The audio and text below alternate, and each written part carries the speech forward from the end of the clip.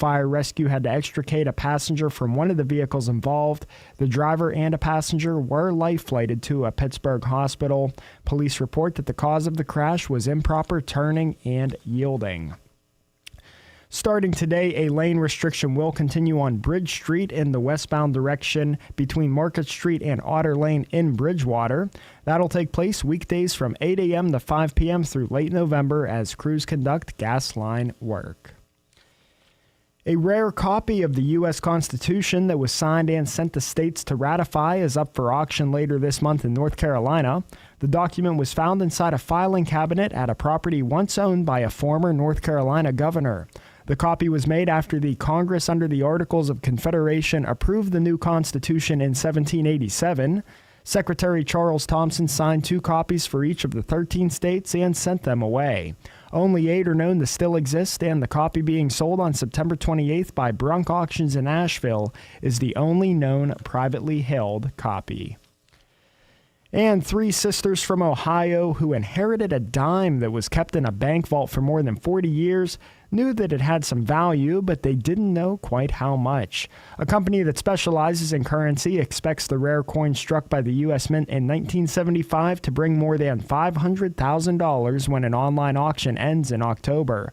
What makes the dime depicting Franklin D. Roosevelt so valuable is a missing S mint mark. It's one of only 2 that are known to exist, and the other one sold at an auction in 2019 for more than $450,000.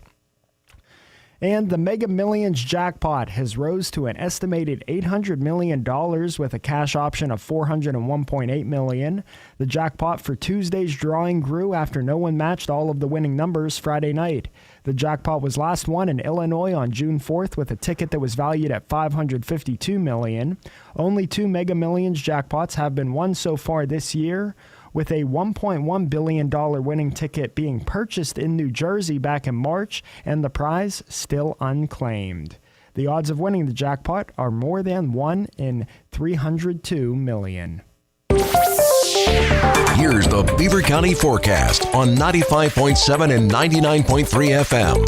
Along with 1230 WBVP, 1460 WMBA, and streaming at beavercountyradio.com. Sunny and mild today. It's going to be breezy, and we could see wind gusts as high as 20 miles per hour. We'll see a high near 74. Clear tonight will drop down to a low of 53. We'll have a beautiful sunny day tomorrow. Look for a high of 81 and an overnight low in the mid-50s. And more sunshine in the forecast for Wednesday. We'll reach a high of 84 and a low of 57. I'm Lisa Marie with your Beaver County weather. On this Monday, September the 9th of 2024, at 10 minutes past 10, we've got a temperature of 60 degrees with sunny skies in Beaver County. That's news. I'm Curtis Walsh on 99.3 FM and AM 1230 WBVP, also streaming at beavercountyradio.com.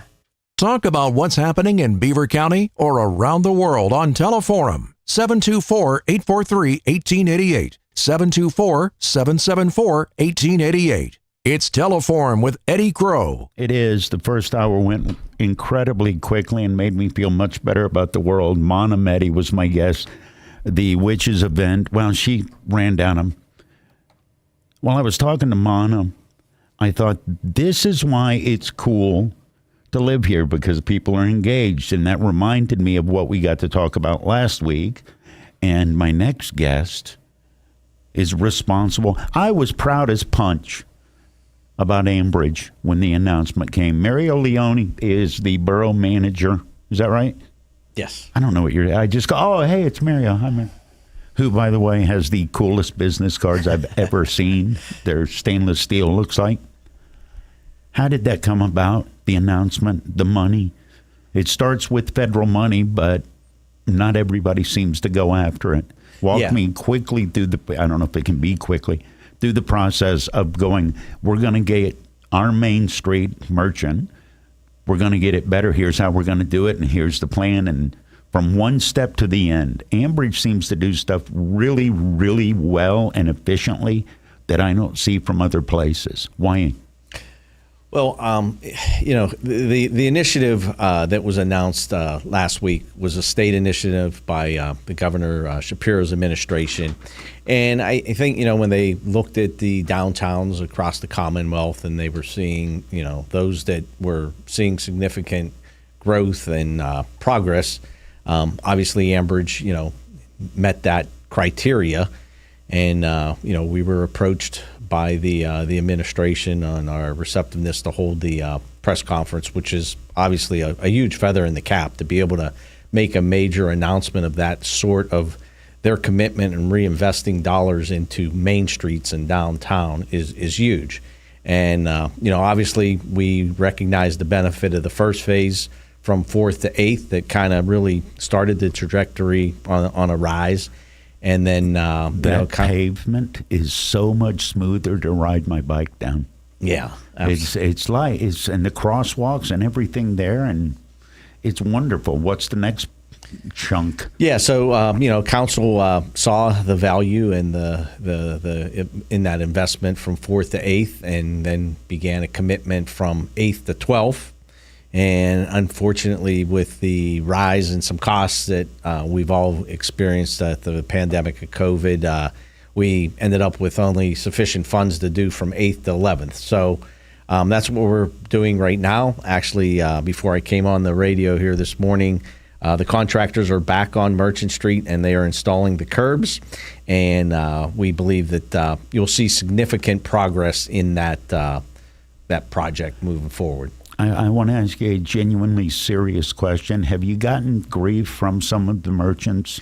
Because Fred's Divot and all that stuff, it's construction, and you feel good because that means progress, but it's still.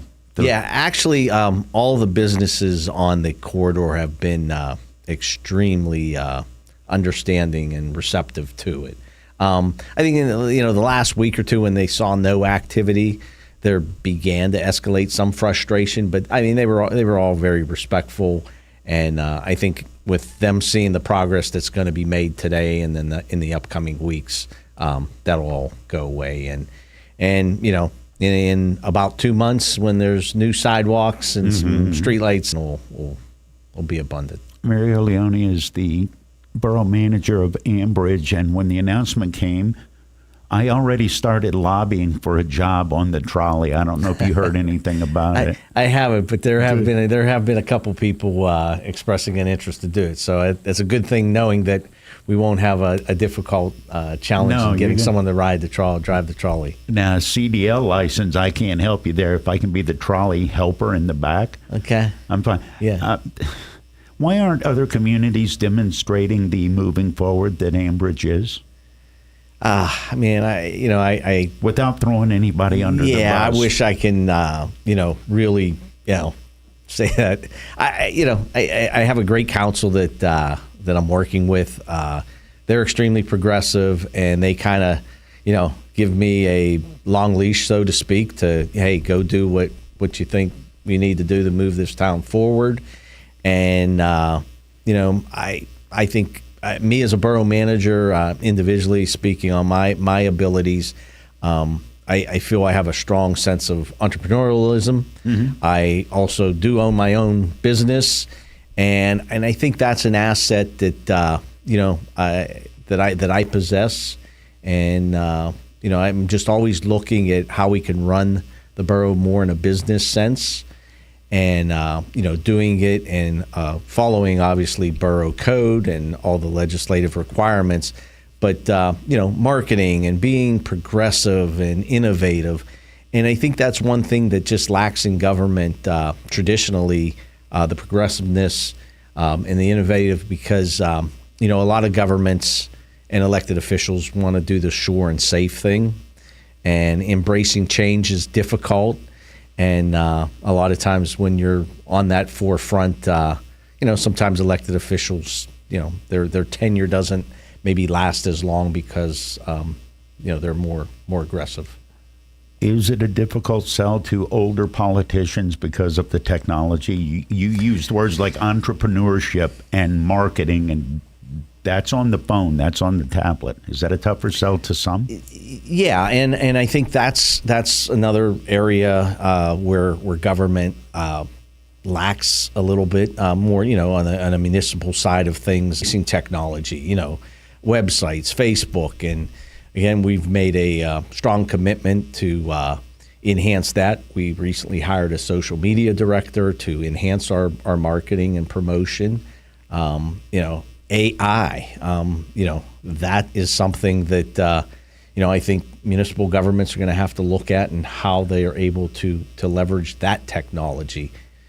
But, businesses, they have a line item budget for research and development. Mm-hmm. Unfortunately, governments don't do that. Is it tougher to say we're going to look into well, that's wasted money? Well, when you're forced with having to maintain infrastructure, it's hard to create additional money to put towards that. But those successful businesses that we know, they put a lot more emphasis in research and development, and that's why they become sustainable and everything else. So I try to implement that and really just look what other businesses are doing and how can I implement their strategies into local government. What private business model would be advantageous to study, considering the municipal constraints that you have to deal with? Well, obviously, looking, Amazon, Google, and then, all the social media from TikTok to Instagram. That's. Do the old crusty people that don't like social media like me, do they still see the benefit when you see new pavement, you see construction being done? Do they at least accept, okay, I don't understand why that's important, but clearly it works? I would hope so. Yeah? I would hope that would be the logic there. Yeah, and again, hey, I'm 61 years old. I have trouble, getting stuff to work on my phone and have to ask my children and whatnot. But again, as a business owner, understanding the benefit of an app and how that adds value to my business, being able to push notification to customers and everything. So in October, AMBRIDGE will be unveiling an app.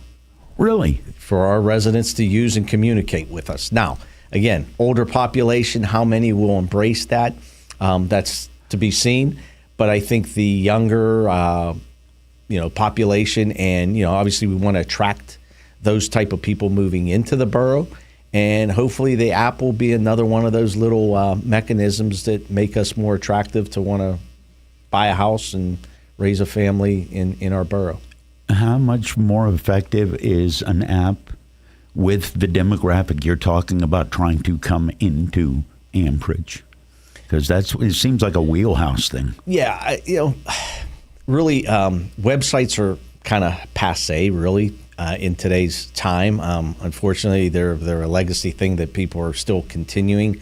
But really, all an app is a glorified website, really. But it just the tiny little screen is up on the face of your phone. That little icon, yep. And you're able just to hit it and get to it immediately. It's a couple steps less, but so we're hoping to, everybody, putting, government wanting to be more transparent and everything. It'll really improve the ability of our residents, businesses, and whoever to communicate with the borough in manner. Mario Leone is my guest. He is the borough manager for AMBRIDGE. Where did you come over to AMBRIDGE from? I forget. I was in Monaca for 13 years. When you came over, if you could have looked ahead, is this how you wanted it to be going? Because people in AMBRIDGE are boastfully proud of what's going on there. Yeah, it's exactly what I envisioned. Ironically, I knew AMBRIDGE, was going to be a challenge. What was the challenge of it? The mile-long Main Street. Obviously, in Monaca, it was a shorter downtown, 5-6 blocks. Mm-hmm. And I announced at the press conference last week that, we opened in the last 3 years over 20 businesses on Main Street. Mm-hmm. my recollection and I don't, if every storefront was open, would be about 20 businesses. So it was a monumental task coming from a downtown of the size of Monaca to inherit, and it was a mile long. It was mostly empty, not mostly, but certainly noticeable empty storefronts. Yeah. So, I knew that was kind of the excitement that drew me to the challenge. Was that downtown redevelopment. It's kind of my last. I think this is going to be my last stop in municipal government. Kind of that, so to speak, legacy of redeveloping a downtown is really what drove my passion. In Monaca, I oversaw the water and the sanitary operations as well. Those were fun and challenging, but really my heart and passion was in downtown redevelopment. And coming here and the success that we're achieving is fantastic. I think we're just cutting the edge, so to speak. And I think in my estimation is another 2 to 3 years, AMBRIDGE will have a total transformation. And I am optimistic that it's going to be hard to find a storefront open along that mile corridor. You said you're 61. How many more years do you want to do this? Because when guys start talking legacy, they're at least thinking about the time left. How long do you want to do it? I'm thinking 2-3 more years in this space. Yeah. It's been brilliant. Mario Leone is my guest. What's been the biggest consistent gripe about progress? Because you and I both know somebody's going to, if something changes in any direction, somebody's going to grouse about it. And you're the borough manager, so I'm sure you get the emails. What's one consistent gripe? Yeah, I try not to. You delete them? I try not to even, focus a lot of my attention on that, on the gripes. I try to continue to press forward. But, the one that you're hearing out of it mostly in any time a municipality starts to revitalize itself would be probably the gentrification to where, people are potentially getting priced out of being able to live in the community. How much control does the municipality have with that? Really don't. Okay. Unfortunately, that's one of the, if there's, a negative in growth and development is that happens. However, and I look at AMBRIDGE and we have such a wide cross section and, we have plenty of opportunity for those of lower income.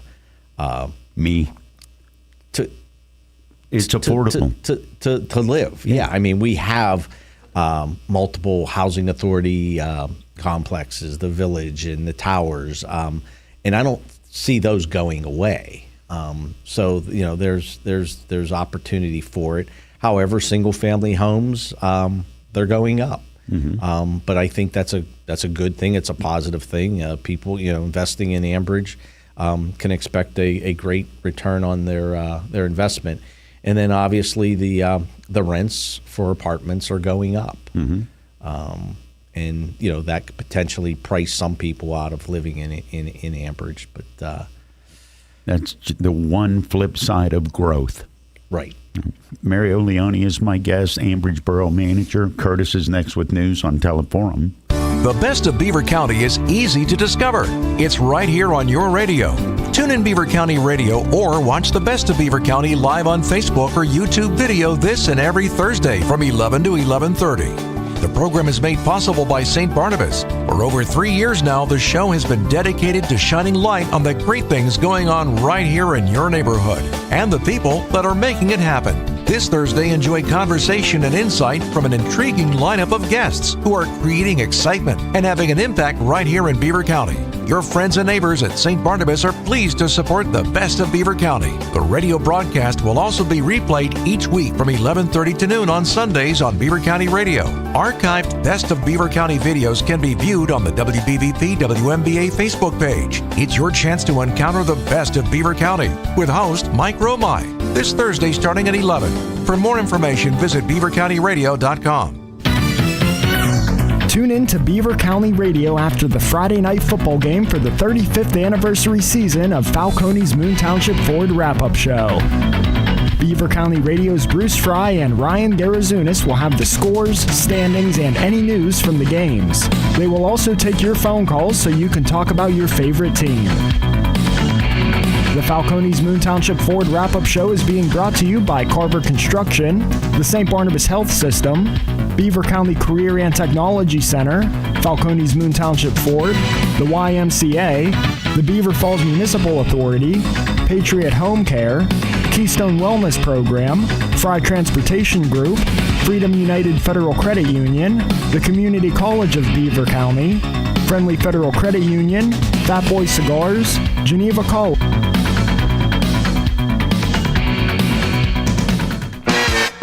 Geneva College Golden Tornadoes football is back on Beaver County Radio for a special selection of games that will air throughout the season. Geneva football on Beaver County Radio is brought to you by the Beaver Falls Municipal Authority, Pride Transportation Group, Tri-State Sporting Arms, True Value Hardware in the East Rochester Shop and Save, Dr. C. Timothy Lipp, the Beaver Falls Athletic Department, East Rochester and Tusca Shop and Save, Geneva College, and Beaver County Radio.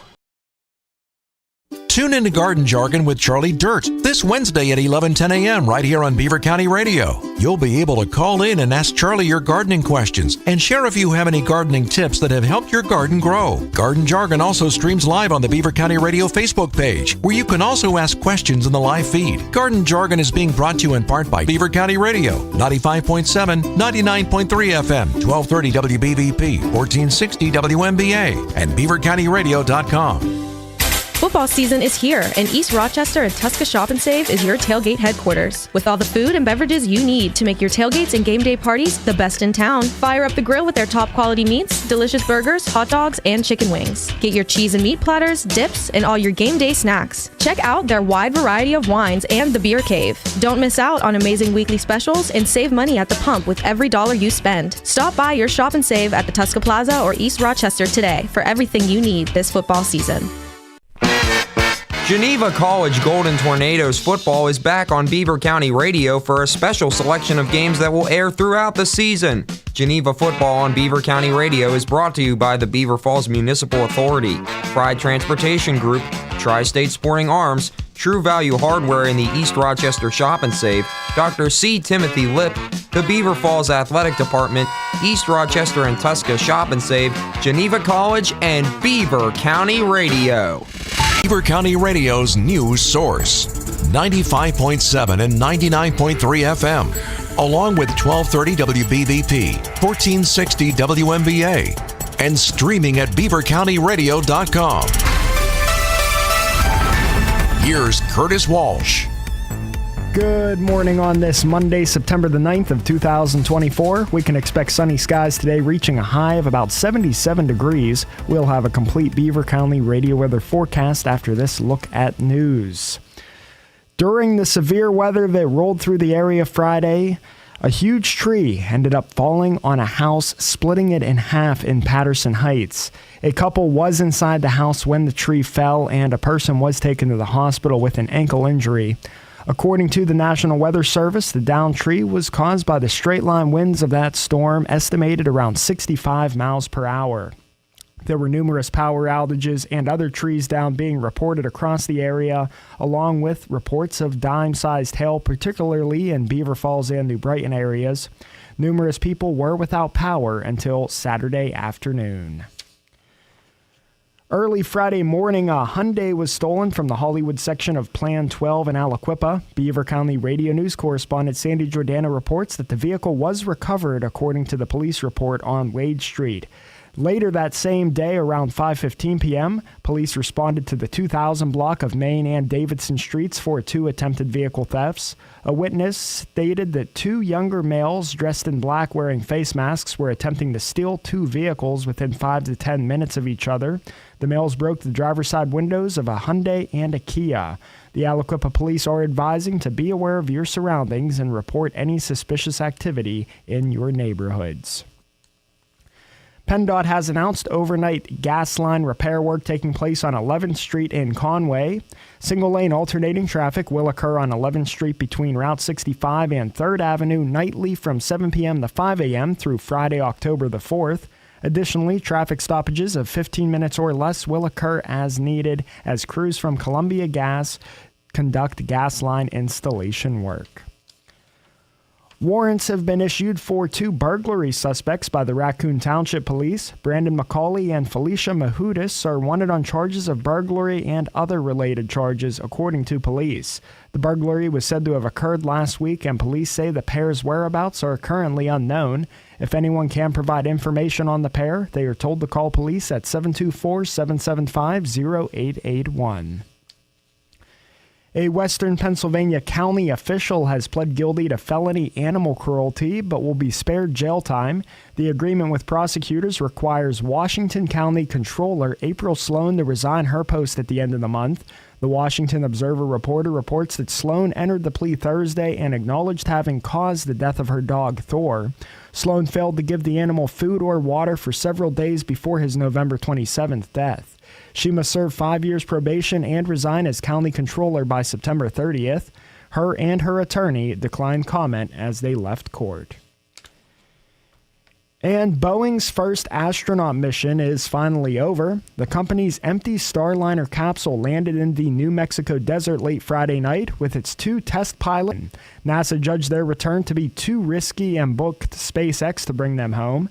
That won't happen until next year, though, more than 8 months after they launched on Starliner. They were only supposed to be away for just 8 days, but thruster trouble and helium leaks marred their trip to the space station back in June. Starliner landed on autopilot 6 hours after departing the orbiting lab. Here's the Beaver County forecast on 95.7 and 99.3 FM. Along with 1230 WBVP, 1460 WMBA, and streaming at beavercountyradio.com. Sunny and mild today. It's going to be breezy, and we could see wind gusts as high as 20 miles per hour. We'll see a high near 74. Clear tonight will drop down to a low of 53. We'll have a beautiful sunny day tomorrow. Look for a high of 81 and an overnight low in the mid-50s. And more sunshine in the forecast for Wednesday. We'll reach a high of 84 and a low of 57. I'm Lisa Marie with your Beaver County weather.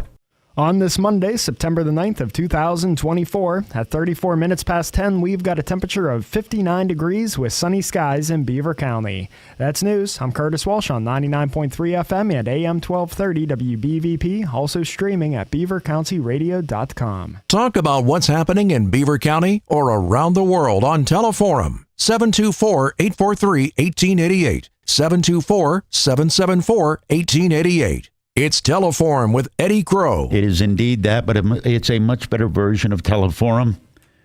The first hour, we talked witches with Mana Medi, the event coming up in New Brighton. And my guest this hour, it's always good to know somebody on council. I know the borough manager, Mario Leone, is the borough manager for AMBRIDGE. We were talking about the trolley and the events and helping build up Main Street, which, you know this, that's Merchant Street. That's not the only thing going on. I am so proud to be from AMBRIDGE, man. We got this. What are some of the other projects that are coming in? Because it's paperwork and grants and this and that. It's not short term, but I know there's other stuff in the works. Tell me. Yeah, so we have PJ Call Park. We actually 2 weeks ago we had a meeting with the consultant with a conceptual redesign for that. Approximately a $700,000 renovation project. So all new sidewalks, brick paving, You're not lighting, messing with benches. the gazebo, though, right? No, the gazebo. Okay. Actually, we're going to make the gazebo ADA compliant. So Good. there'll be a ramp that'll Good. get you up to it. Right now, there's only stairs. So the gazebo will become ADA compliant. The area in front of the gazebo will be expanded to the way the concrete and the brick pavers will go down. We'll make that area more expansive to hold larger and accommodate larger events, whether they're concerts and whatnot in the park. So with the streetscape, we wanted to obviously renovate the PJ Call Park as well. In addition, we'll also be improving the intersection of 11th and Merchant as well with another CFA multimodal grant that'll help facilitate that. And then 11th that's the Bridge Road. That's the Bridge isn't it? Road, yeah. So the intersection by the library on through, those will get new signals and improve that area there, sequence the lighting and whatnot. And then a couple weeks ago, we had a major announcement of approximately a 1.9 multimodal grant award for the improvements along 8th Street off of Route 65. So coming from 65 up into the Merchant Corridor. Between the funeral home and the park. We're going to be upgrading that area. And the thought process there is just kind of making a nicer presence for those traveling on Route 65 with kind of a welcome mat up into our main street. On the corner at the tail end of that park? The tail end of it, yeah. Okay. Preliminary, there's kind of a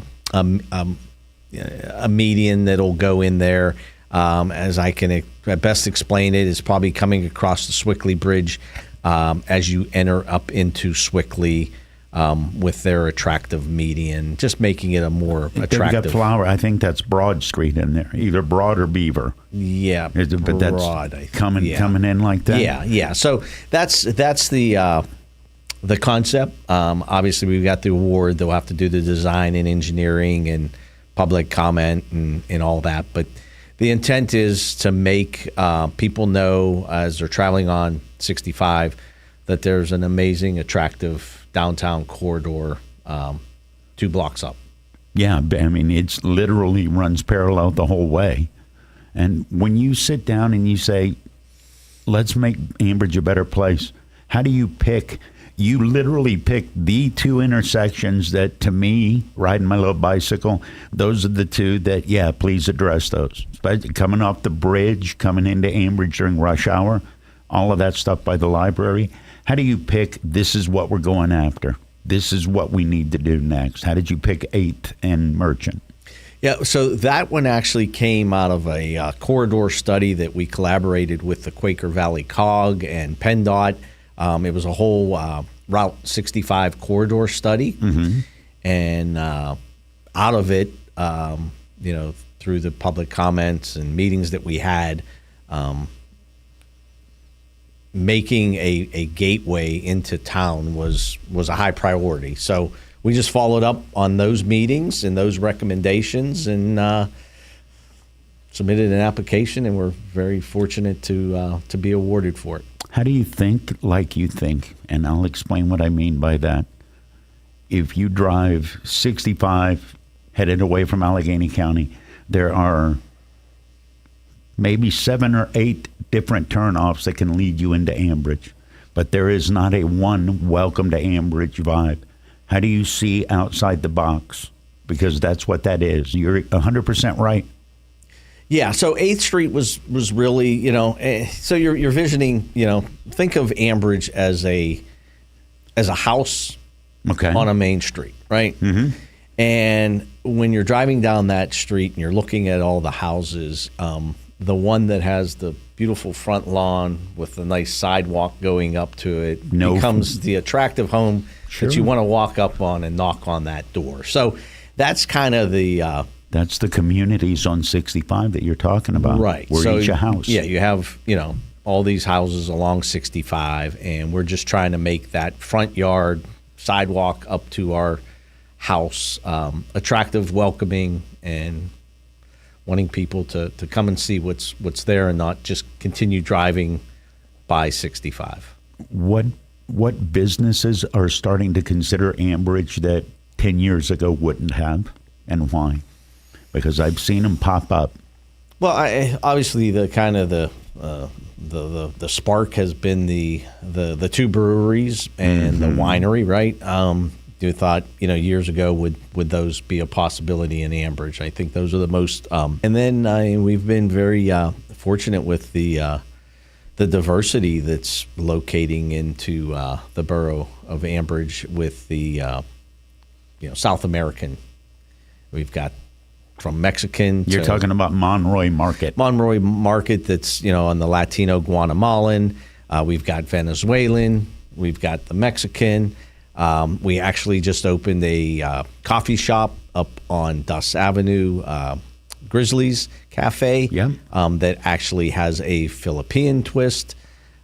So that's something that, 10 years ago, would you imagine that diverse, ethnicity being in Ambridge? Probably not. It was Western Europe. It was Greek, Italian, Slovakian, Polish, German. Yeah. What changed? You're exactly right, because right next to that market, there's a food truck serving, and there's never not people sitting out there. Right across the street, you've got the tacos. There's always people in line. And Well, obviously Ambridge has great bones. The infrastructure there is incredible. A mile-long Main Street to redevelop. The possibilities are endless. Property was affordable, and that was attractive to those ethnicities, coming to Ambridge, and, it was affordable for them.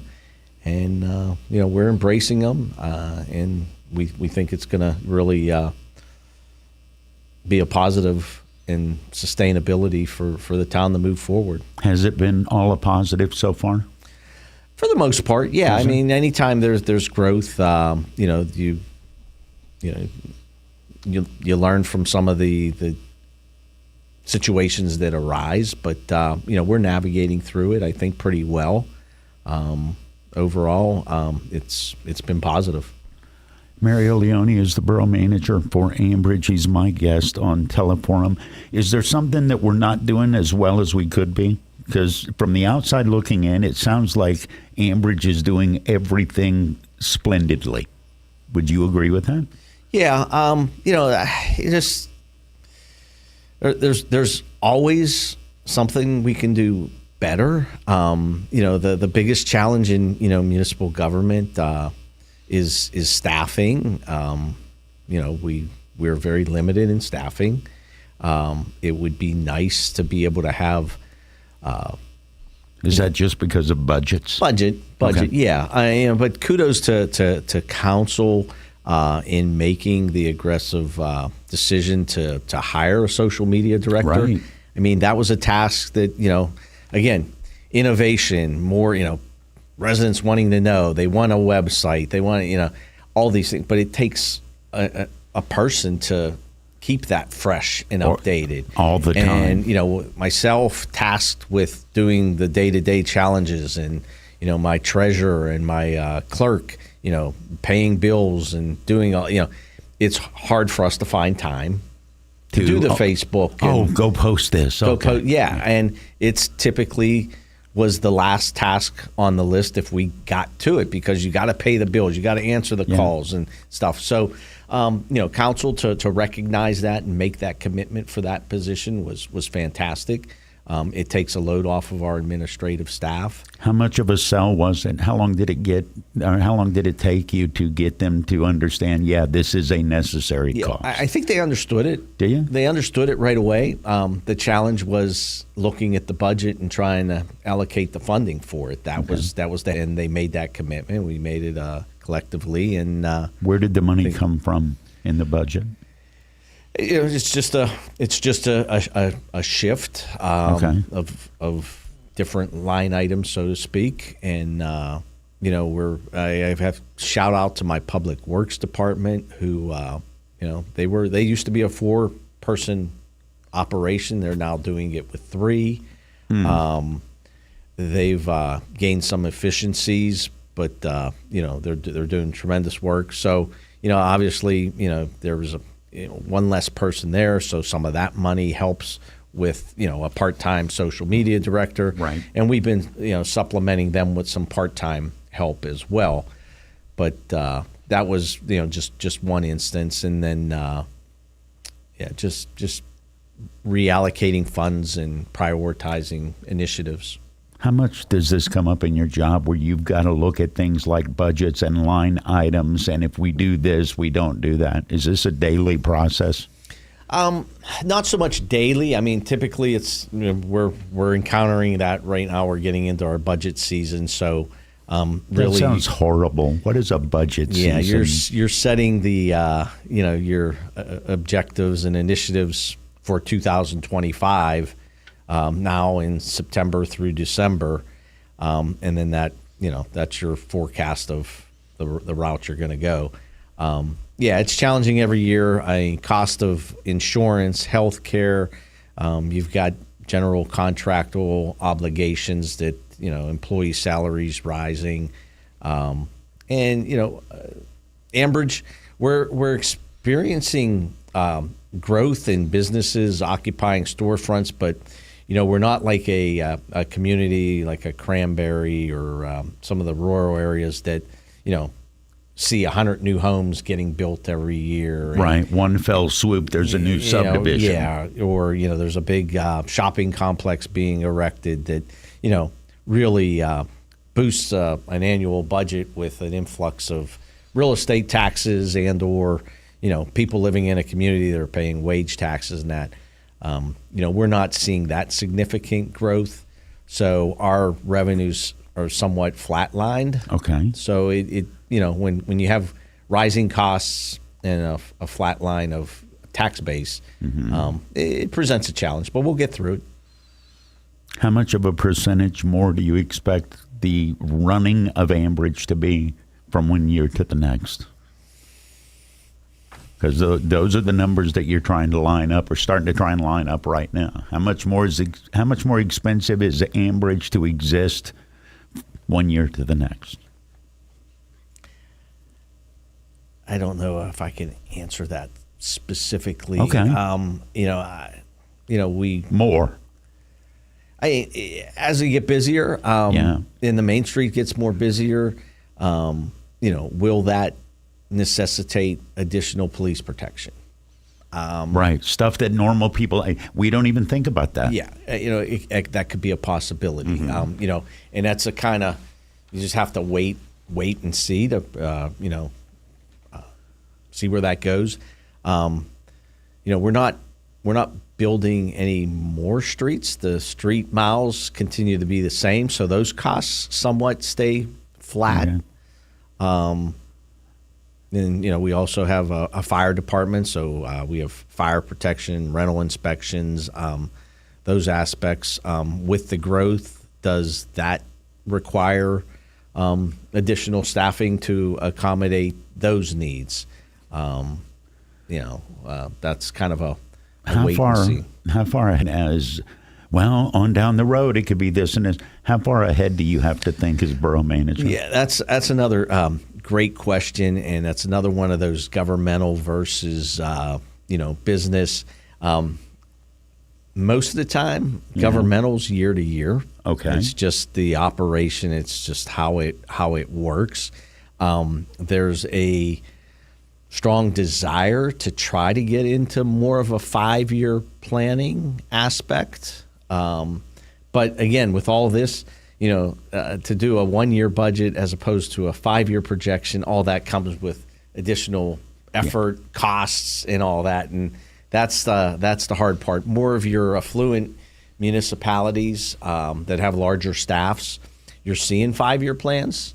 Because they can afford to spend the time. They can afford to do it, and the accounting and the auditing and all that. Where when you have a smaller staff and time, it's hard. It's an ambition. I would love to leave with a 5-year forecasted plan for whoever takes my seat. That's a goal that I have. But, with limited resources and staffing, it's a lift. It's a hope. Yeah. All right. Mario Leone is my guest, AMBRIDGE Borough Manager. One character trait that would be the greatest benefit in doing your job. What character trait, whatever it is, you obviously have it. But what if you could pick your predecessor, pick your next one character trait that has to be there for them to do this job well? Yeah, you have to have just a big heart. Okay. Caring, loving heart, because I think that's you have to be passionate about what you're doing. What should I have asked you that I didn't? The only other thing, obviously, I think we talked about it a little bit, is the trolley, because I think I love the trolley. Yeah, Come on. and maybe close on the trolley, just because I think it's going to be an awesome amenity that's really going to be, once we initiate it, it'll be a unique amenity to our town that not many other towns have in Western PA. And, people kind of, trolley, it's really going to be multi-pronged in what it solves, because we have a parking issue. There's limited parking in the borough. Absolutely. In most downtowns. Yeah.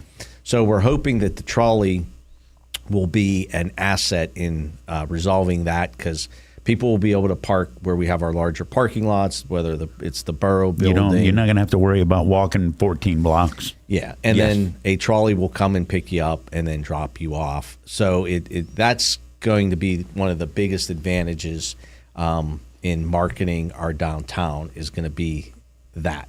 And then I think it's going to be cool. Hey, bring the family down, grab dinner, and then take them on a trolley ride to go get ice cream. No doubt. It now makes it really a full family experience. And, and then for those adults that are going down to Alter Genius for a beer and then want to go see what's happening up at Fermata, to get in your car and drive up and then, or walk up and then walk back to it. Or try and plan to park in the middle, so each direction.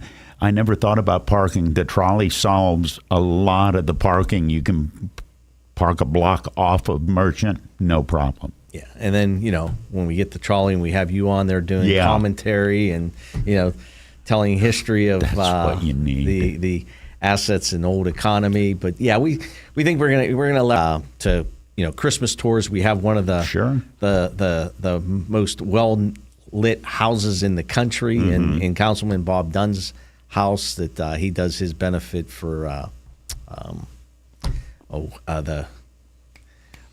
can see the logo. All right, see, no. The fundraiser. Oh, here's what we're going to do. That's an excuse to have you come back. Okay, we can talk more about that. Yeah, absolutely, Mario. Thank you for doing this, and thank you for doing what you do. I really didn't understand what your job was, and I see the fruits of your labor every day. I'm starting to get it. No, I appreciate it, and as I said, I love what I do, and I'm grateful people like you appreciate it. How much does a trolley cost if I go trolley shopping? Yeah, so I mean, it varies, and that's where we're extremely gracious for the county to recognize the importance of this through tourism promotion and giving us a $50,000 grant. Nice. We did have a used one that we could have purchased at $50,000, but we paused, and we didn't want to buy something old and then encounter unexpected expenses. A new one can go, if you want it highway worthy, like a bus kind of a trolley, can be as high as $400,000. We're looking at one that similar to what you might see in Disney, kind of an electric trolley there. We're looking at probably around 75, and it could go to maybe 85,000 is where we're at. So we've got the 50. We're still trying to kind of see where we're going to get that other Delta. And if it's electric, you just plug it in at the police station. Yeah, and that was the other thing. We kind of want to stay with that sustainable initiative and the electric. And we think that gap, because it's electric, we're going to be able to get a grant for an electric vehicle, and that'll squeeze that delta of the other $25,000, because we can get it with the trolley. We can get it for around $50,000, but you want it with air conditioning. Yeah, and you some don't of these wanna, other. yeah, don't cheap out. Yeah, so to get the air conditioning and a couple other amenities on it, it's pushing it closer to the $75,000. All right. And when we get the trolley, we're going to take rides on the trolley together, yes? Absolutely. All right. Yeah. Mary Leone, the borough manager and trolley conductor of AMBRIDGE, Pennsylvania.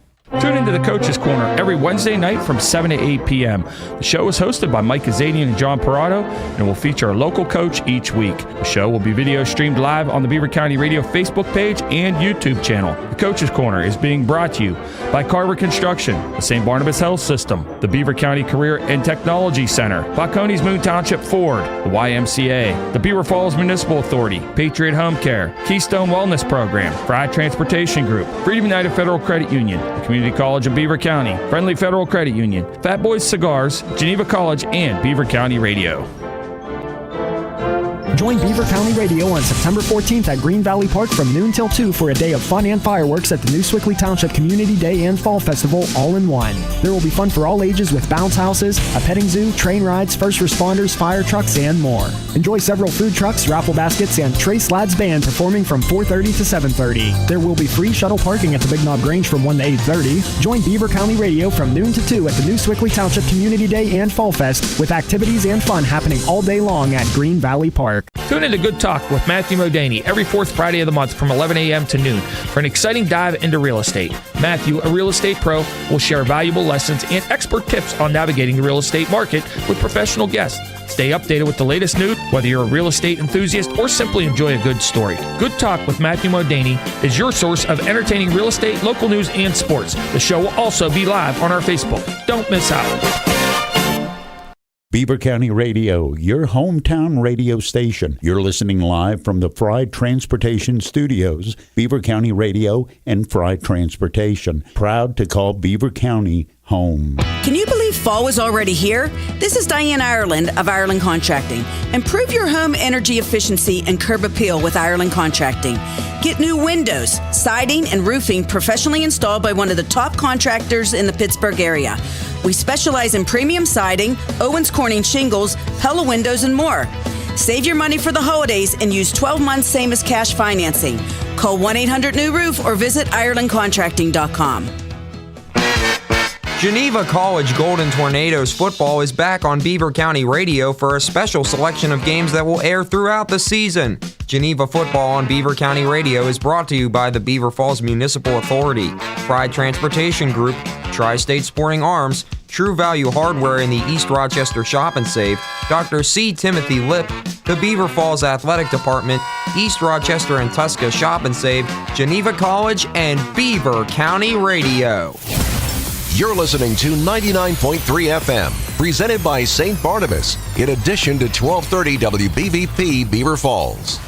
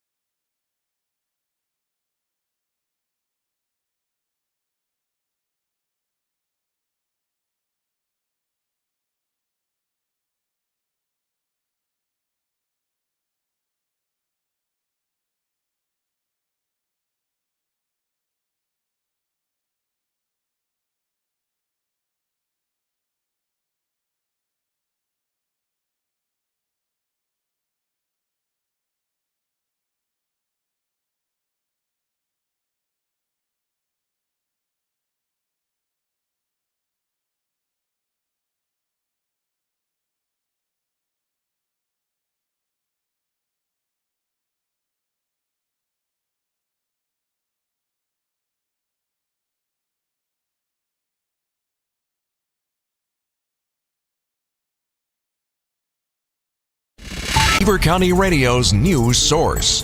95.7 and 99.3 FM, along with 1230 WBVP, 1460 WMBA, and streaming at beavercountyradio.com. Here's Curtis Walsh.